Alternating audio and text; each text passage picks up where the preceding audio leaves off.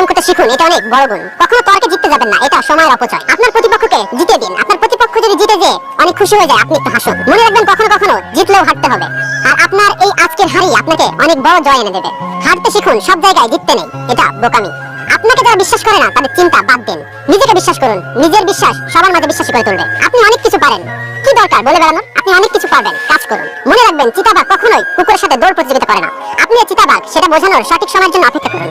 মানুষ পরিবর্তন হয় না, সময় হলে শুধু মুখোশটা পরিবর্তন হয়ে যায়। জীবনে এমন মানুষ থাকে যারা দূরে গেলেও কাঁদায়, কাছে থাকলেও কাঁদায়। অন্যের দোষ দিয়ে কি হবে যেখানে আমার চেহারাটাই খারাপ?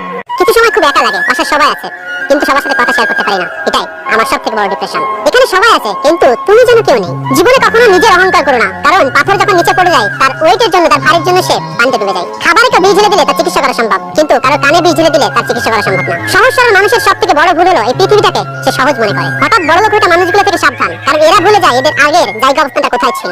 কারোর ব্যবহারে কষ্ট